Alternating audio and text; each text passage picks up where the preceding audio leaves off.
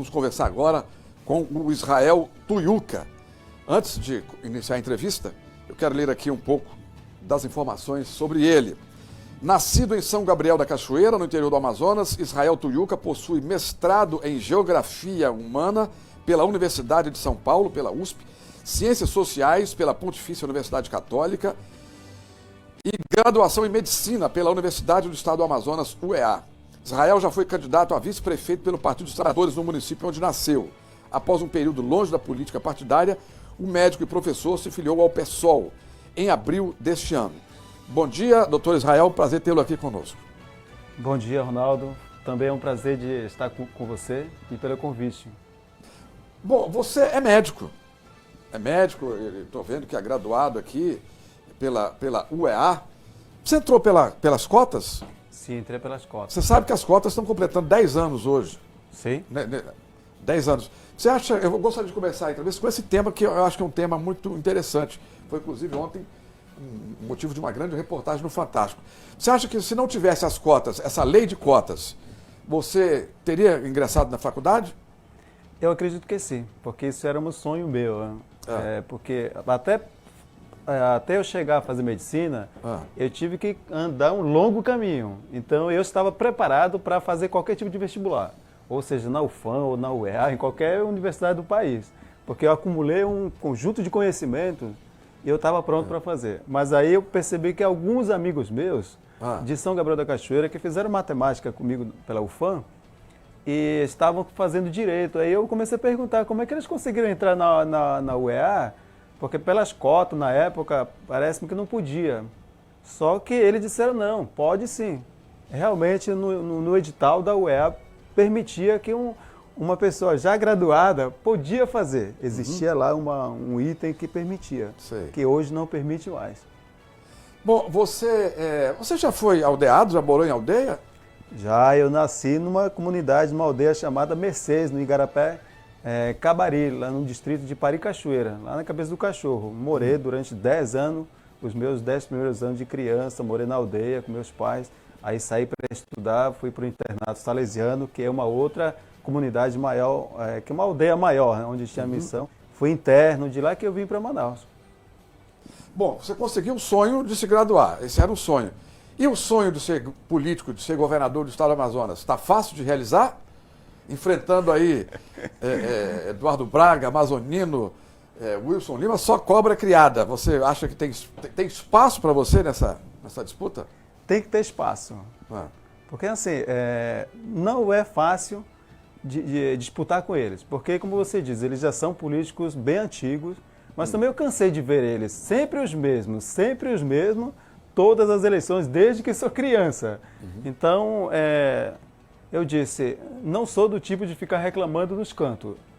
Eu não tenho que ficar resmungando, reclamando que as coisas estão ruins, as coisas não estão andando, mas eu tenho que tentar entrar lá dentro. Não vai ser fácil, porque eu sou um candidato hoje há mais ou menos 34 dias, que não era eu. Eu era um pré-candidato ao Senado. Então eu não estava para isso. Mas como o pessoal, por conta dos embates internos que ocorreram, e a direção estadual e nacional acabou praticamente validando o meu nome. Aí eu disse, não sou um cara de fugir, sou um cara de encarar os maiores desafios. Eu gosto das coisas mais difíceis. Então, eu vou encarar esses caras. Vou encarar o Eduardo Braga, vou encarar o Amazonino Mendes, vou encarar o Wilson. Eu estou no mesmo nível, até mais que esses caras. Pô, eu estudei mais que eles. Você se acha mais preparado do que eles? No ponto de vista acadêmico, sim, mas na experiência política, não. Eles têm mais experiência política que eu. Eles são PhD em política, viu? Então, eles são. Mas, no ponto de vista acadêmico, eu não estou abaixo de ninguém, não. Eu me sinto muito mais preparado que eles. Ô, Israel, o que você acha dessa ideia de explorar as terras indígenas, fazer mineração em terra indígena? O que você acha sobre isso? Olha, primeiro que a gente tem que entender o que nós queremos com a Amazônia. Eu enxergo o Amazonas, o Amazônia, como se fosse a nossa casa. Eu preciso saber explorar o que eu tenho dentro da minha casa. Então, explorar minério é necessário primeiro ouvir as comunidades indígenas, as comunidades ribeirinhas. Porque até hoje eu só vi, parece que só tem minério nas terras indígenas. Parece que não tem minério em outras terras. Só tem terra nos territórios indígenas, a briga é em torno disso. Eu digo, a maior mina de ouro que um comandante, um governador, um presidente tem que proporcionar ao seu povo é a educação. Por que eu tenho que priorizar primeiro a mineração? Primeiro eu tenho que preparar, se quero explorar a mineração nas terras indígenas, eu preciso preparar os indígenas para serem engenheiros, para serem administradores de empresa, para serem administradores de recursos humanos. Eu preciso preparar indígena para gerirem recursos financeiros, é uma coisa que nós não sabemos. Você acha que o índio tem vocação para isso, para estudar? Porque o índio gosta de ficar. O índio mesmo, que tem um índio civilizado, é aquele que mora na cidade, aquele que tem celular, que tem carro. Esse aí sim tem vocação para ser até empresário. Mas aquele aldeado, você acha que ele gosta de estudar? Ele gosta, eu sou um exemplo disso. Eu vim da aldeia, eu não vim da cidade. Então, nós gostamos de estudar, só precisamos de uma oportunidade, de alguém que dê exemplos de que é possível você vencer as grandes barreiras, é possível vencer e não ter medo. Eu sou exemplo disso. A gente gosta de estudar. E hoje nós temos vários jovens nas universidades brasileiras. Tem gente fazendo medicina, tem gente fazendo engenharia, tem gente fazendo direito nas universidades públicas do país, na UFSCar, na Unicamp, na Universidade Federal do Paraná, no Rio Grande do Sul, na UNB, aqui na própria UEA, na UFAM. Então, tem jovens espalhados para isso, que vieram das aldeias. Você já leu, já deve ter lido sobre índios do Canadá, por exemplo, que se tornaram grandes empresários nas terras deles ali, a exploração mineral, e eles são donos de tudo que acontece lá. E tem participação no lucro das empresas. Você acha que nós temos, o índio brasileiro tem condição de chegar naquele nível do índio canadense? E vou botar nesse mesmo bolo aí, o índio americano. O índio lá do estado de Nevada, onde tem Las Vegas, você sabe que os cassinos americanos eles só podem acontecer em terras indígenas. Las Vegas é terra indígena, Hollywood, que é uma cidade na área metropolitana de Miami, é uma terra indígena e lá tem cassino. Enfim, você acha que o índio brasileiro tem condição de chegar naquele nível lá? Deve chegar a esse nível a partir do momento que o próprio governo brasileiro, o Estado brasileiro, comece a entender que a educação é importante para isso. Porque enquanto o governo brasileiro, o Estado brasileiro não priorizar a educação para todos, indígenas e não indígenas, o indígena também vai entrar nisso. O próprio Brasil já não é isso tudo. O governo brasileiro, o Estado, não dá muita importância, parece que eles não querem ver o brasileiro estudando. Eles vão chegar a esse nível se a gente investir na educação, caso contrário não vai. Bom, vamos imaginar que você ganha o governo, sentou na cadeira de governador, e aí, Israel? Como é que é? Eu sentei na cadeira do governador e eu preciso ouvir as pessoas. O PSOL, Rede, a federação, eles têm um programa de governo de envolver as pessoas. Eu não vou decidir sozinho. Como é que seria a composição do seu secretariado? Vai chamar os índios também para sentar nas cadeiras? Não, eu preciso ter as principais cabeças que nós temos no estado do Amazonas. Pessoas que talvez nunca ocuparam cargos de secretário, porque tem muita gente viciada já nisso. Parece que sempre são as mesmas pessoas, são sempre os mesmos nomes na Secretaria de Educação, na Secretaria de Turismo, na Secretaria... Então, parece que fica aquele círculo vicioso. Aqueles que puxam mais saco dos governadores são sempre os mesmos. Não, comigo não vai ser dessa forma, não.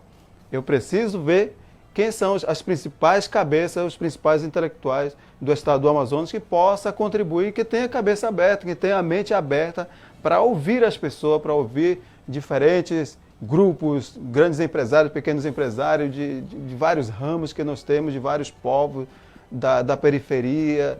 Isso que eu vou fazer. Não vou querer decidir sozinho, não, de cima para baixo, não. É o meu jeito. Não me ensinaram dessa forma, me ensinaram a ouvir as pessoas para tomar decisões conjuntas. Se é para resolver problema, então vamos sentar juntos, vamos resolver. Se os empresários da cidade dizem, não está dando certo nisso, então vamos chamar, vamos conversar. Então, como é que nós podemos fazer? Então, vamos buscar soluções conjuntas. É isso que eu vou fazer. E já deu tempo para formatar um programa de governo? Você já pensou no programa de governo? Você pode falar para a gente o que você pensa em termos de desenvolvimento para o Estado, para a área de saúde, algum modelo de substituição da Zona Franca de Manaus? O que você pensa Existe um programa que, como todo candidato... É até obrigado, né? Você tem que apresentar um programa mínimo ali na hora do registro da candidatura. Existe esse programa mínimo que você está se referindo. E lá tem vários itens na área de saúde, na área de educação, na parte econômica, no emprego e renda. Então, vou começar rapidinho pela educação. Como te falei, o programa ele envolve uma pluralidade de pessoas que nós temos no estado do Amazonas. É um programa que envolve jovens, crianças, famílias, indígenas, negros, grandes empresários, os trabalhadores das cidades, do interior. Então, envolve todo mundo, os direitos das mulheres. A partir daí vem a questão da educação. A gente coloca assim, que na educação a gente não basta ter escolas. Eu preciso ver o professor dar um apoio para que ele se sinta seguro na hora de ele assumir e executar suas ações. Porque eu fui professor durante 14 anos, eu sei exatamente o que é ser professor dentro da sala de aula no estado do Amazonas. De São Gabriel da Cachoeira aqui de Manaus. Então, o nosso objetivo é garantir com que tenhamos as melhores escolas, tenhamos o melhor material didático, porque eu fico questionando por que o material didático das escolas particulares é um e o material didático das escolas públicas do estado é outro. Então eu já questionei também o próprio partido, a própria federação, por que essa é a diferença? E quando você vai fazer vestibular, não tem uma competitividade igual. Das escolas particulares tem mais vantagem de passar nos vestibulares, enquanto que esse outro não. Então, é um ponto que a gente vai ter que trabalhar junto com as universidades que nós temos no estado do Amazonas para a produção de material para que todo mundo, pelo menos, tenha a igualdade de disputa. Esse é um ponto. Na sala de aula, a gente pensa em fazer concurso para assistente social e psicólogo, porque o professor lá dentro da sala de aula, ele é tudo praticamente. Ele é pai, é psicólogo, é assistente social, é professor e não dá conta. Israel, governar não é só educação. O que mais você pode... Aí vem a questão da saúde. Saúde, médico, vamos pegar. Não basta você construir hospitais.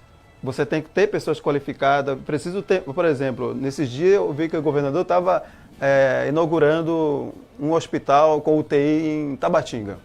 Não basta isso, eu sou médico, eu sei exatamente o que nós precisamos dentro do hospital. Se você constrói um hospital com UTI, eu preciso de médicos especializados de UTI. São médicos intensivistas como eu, porque eu sou um médico intensivista.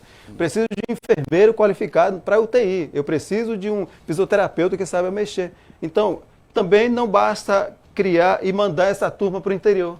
Eu preciso dar um suporte financeiro diferenciado para esses profissionais de saúde.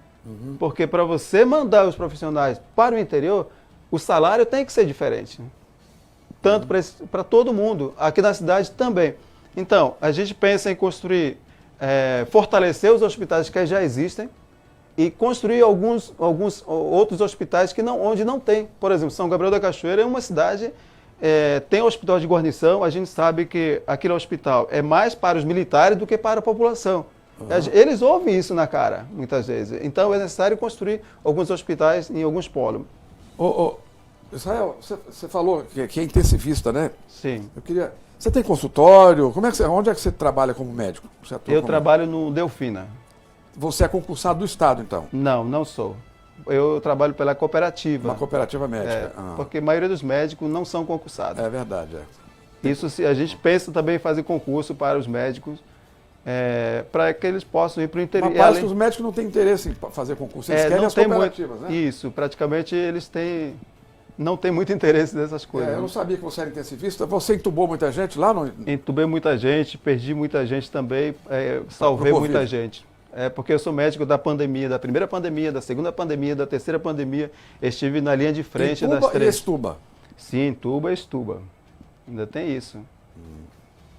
Junto com meus amigos, a gente enfrentou... Eu sou daquele médico daquela turma que teve colação morreu mais gente que entubou, aquela estatística é realmente... De cada 10 entubados, 9 morrem? Não, isso aconteceu na primeira pandemia. A partir da segunda pandemia, não. Pelo contrário, a partir da segunda pandemia, nós conseguimos salvar mais gente do que perdemos. Bom, já que você trabalha no Estado, o que você acha da política de saúde do Estado aqui? Você tem crítica a fazer? O que você Eu vejo um caos. Um caos? Um caos, porque é só ver como é que está o João Lúcio. Você entra no João Lúcio, você entra no 28, você entra no Platão, são hospitais maiores que nós temos no estado do Amazonas, parecem hospitais de guerra. Entra para ver como é que está a enfermaria do 28. A última vez que eu entrei lá, os pacientes deitados nas macas de ferro. No duro mesmo. Um monte amontoado. O espaço era mais ou menos isso aqui, para você andar. Ou seja, eu não sei para onde que vai todo esse dinheiro. A gente sabe o que aconteceu nos últimos anos na história da área de saúde, desvio de recursos, um monte de coisa. Gente indo para a cadeia, gente sendo processado, gente praticamente quase na porta do juiz que daqui a pouco pode prender eles. Então, o desvio de recursos da área de saúde tem prejudicado muito. E quem sofre somos nós, muitas vezes. Nós médicos, muitas vezes, eles querem culpar os médicos, querem culpar os enfermeiros, a equipe médica nos hospitais, como se nós fôssemos os principais responsáveis do funcionamento dos hospitais. Não é verdade isso. O que você tem a comentar sobre o governo Bolsonaro? O que o Bolsonaro... qual a visão que os índios têm do governo Bolsonaro? É um bom presidente? Olha, os povos indígenas, eles não têm uma ligação muito boa com o Bolsonaro. Pelo discurso deles, porque logo no primeiro dia ele disse que ele não iria dar nenhum milímetro de terra para eles, já começou por aí. Então, por conta disso, por conta de discursos assim, de incentivo à mineração dentro das terras indígenas, tudo isso fez com que os povos indígenas do Brasil e do estado do Amazonas não apoiassem eles nessas eleições. E eu vejo assim, ele é o presidente de todo mundo. Eu, como político, como cidadão brasileiro, eu tenho que respeitar. Eu sempre torci por ele, por qualquer presidente ou governador que fosse, tanto do Brasil do estado do Amazonas, porque como brasileiro tem que torcer quem está lá.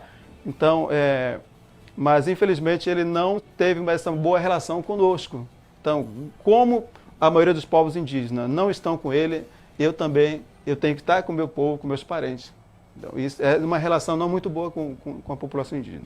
Israel Tuiunga, candidato a governador pelo PSOL, falando aqui ao Manhã de Notícias. Eu espero vê-lo ainda antes da eleição. Eu pretendo fazer uma segunda rodada já na véspera da eleição. Mas muito obrigado pelo primeiro contato. Hoje foi mais para a gente se conhecer, né? E para o eleitor te conhecer também. Tá bom, Ronaldo. Muito obrigado. Agradeço a todo ouvinte da sua rádio, porque eu vejo lá os taxistas. Eu sempre pego taxistas, eu pego Uber, eu fico e a audiência ouvindo. Bombando, né? Bombando a audiência toda manhã, a gente Graças fica ouvindo. Eu mando abraço para cada um deles, ao pessoal do Uber, que eu pego. Você não tem carro, não? Não tenho carro. Por que está faltando dinheiro? Eu prefiro andar de Uber, ou de mototáxi, ou de ônibus. Eu prefiro andar desse jeito. Você vai lá para o hospital de ônibus? Vou de Uber. Vou de táxi, às vezes. Não é mais econômico ter um carrinho, não? Um carro popular? Não, é mais seguro para mim. Porque pode ser que eu esteja um pouco cansado e de repente... Você sabe dirigir? Não sei dirigir. Por enquanto, não pretendo dirigir. Né?